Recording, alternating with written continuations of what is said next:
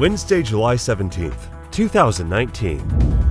Trump administration plans to divert $40 million in aid to Venezuela's opposition.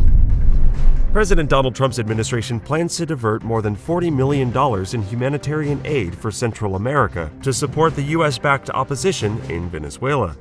The $41.9 million had been destined for Guatemala and Honduras, two of the three Central American countries at the center of a migration crisis.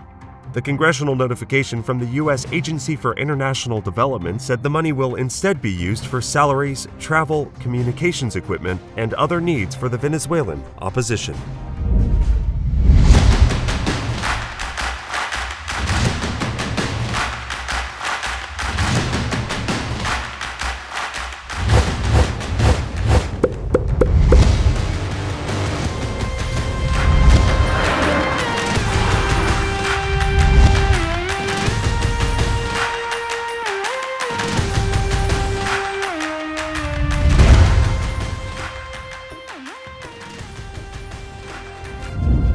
A small oil tanker from the United Arab Emirates traveling through the Strait of Hormuz entered Iranian waters and turned off its tracker on Sunday.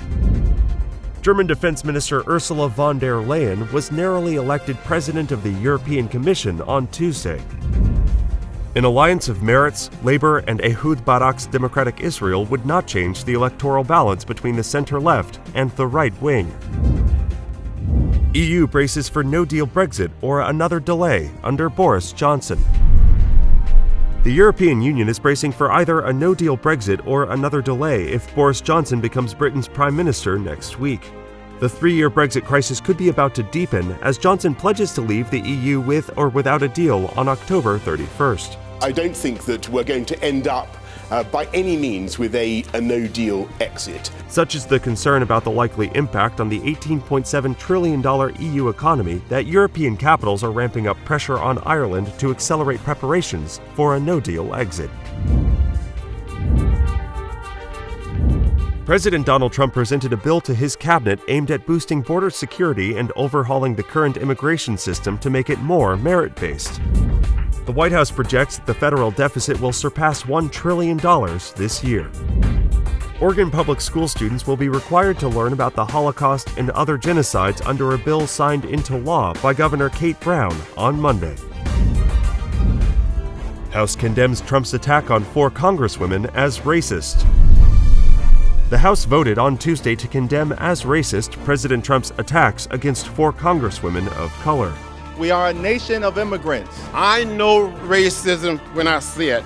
Telling 4 members of this body to go home because of where you believe they are from is racist. The measure, the first in more than 100 years that the House has approved that was aimed at rebuking the president, passed nearly along party lines, 240 to 187. Only 4 Republicans and the House's lone independent voted with all Democrats to condemn the president. They can leave, they can stay, but they should love our country and they should work for the good of our country.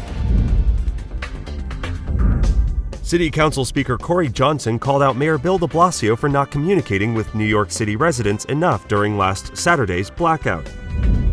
Landlord groups will argue in federal court that the state's new rent control laws violate their constitutional rights. The Justice Department will not bring federal charges against a New York City police officer in the death of Eric Garner.